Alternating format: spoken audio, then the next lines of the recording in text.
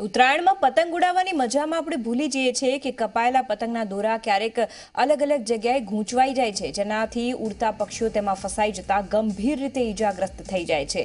ત્યારે વડોદરાની સામાજિક સંસ્થાએ પક્ષીઓને બચાવવા માટે નવતર પ્રયોગ અપનાવ્યો છે। જૈન એલર્ટ ગ્રુપે તેને લઈને શહેરમાં ઠેર ઠેર બેનર લગાવ્યા છે, જેમાં લખાણ લખાયું છે કે ઉત્તરાયણના પર્વ દરમિયાન દોરીના ગુચ્છા લેવામાં આવશે અને તેને 100 રૂપિયા કિલોના ભાવે ખરીદવામાં આવશે।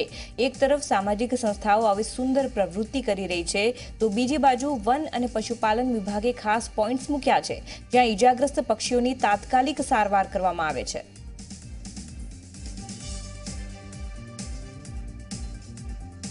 અમે કેટલા વખતથી એક બર્ડ કેમ્પ ચલાવતા હતા, જે અત્યારે ગવર્મેન્ટ ચલાવી રહ્યું છે, જેથી કરીને બધું કાર્ય ગવર્મેન્ટ થ્રુ પક્ષી બચાવનું અભિયાન ચાલે છે। એટલે આ વખતે એક નવતર પ્રયાસ કરવામાં આવ્યો છે કે બર્ડ તો બચી જાય છે, પણ જે પછી દોરા લટકી રહે છે એમાં પણ એ લોકોનો જીવ જતો રહે છે। એટલે આ વસ્તુ અમે 13 તારીખથી લઈને 20 તારીખ સુધી કલેક્શન ભેગું કરવાનું અભિયાન હાથ ધર્યું છે। स्वतंत्र रीते अत्यारे वडोदरामां 5 केन्द्रों हाल गुजरात सरकार द्वारा राखेला छे। तेमां 2 पशु चिकित्सा अधिकारी होय छे ने फॉरेस्ट डिपार्टमेंट द्वारा 2 राखवामां आवेला छे। ते लोको ज्यारे पक्षी आवे छे त्यारे ते पक्षीओ पकड़ी राखे छे अने ज्यारे अमे ट्रीटमेंट करी पछी अमे जे रीते गाइड करता होय छे के आगळ मोकलीए के पछी वन विभागने परत करता होय छे तेनी व्यवस्था तेमना द्वारा थती होय छे।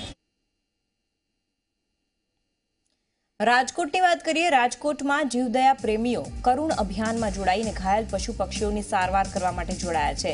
ઉત્તરાયણના પર્વની ઉજવણીમાં અનેક પક્ષીઓ ઘાયલ થતા હોય છે, જે માટે કરુણા અભિયાનની શરૂઆત કરવામાં આવી છે। ત્યારે રાજકોટમાં અલગ અલગ 8 જગ્યાઓ પર કંટ્રોલ રૂમ તૈયાર કરવામાં આવ્યા છે, તો આ સાથે જ હેલ્પલાઇન નંબર પણ જાહેર કરવામાં આવ્યા છે। 30 કાર્યકરો સહિત 20 તબીબોની ટીમ અબોલ પશુ પક્ષીઓની સારવારમાં જોડાય છે। ત્યારે અપીલ પણ કરવામાં આવી હતી કે જેમાં સારવારના 6 થી 8 અને સવારના 6 થી 8 અને સાંજના 5 થી 7 વાગ્યા સુધી પતંગ નહીં ચગાવવા અને ચાઇનીઝ દોરી કે ચાઇનીઝ તુક્કલનો ઉપયોગ કરવામાં નહીં આવે, આ પ્રકારનું જાહેરનામું બહાર પડાયું છે।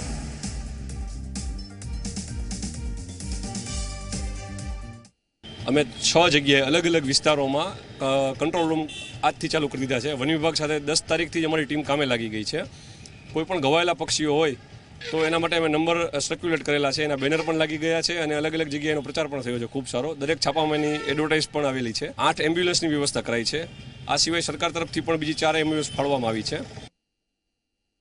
એટલે અમારી આપના માધ્યમથી દરેકને વિનંતી છે કે આપણે ઉત્તરાયણ અચૂક ઉજવીએ, પરંતુ એવી રીતે ઉજવીએ જેથી પક્ષીઓ પણ બચે।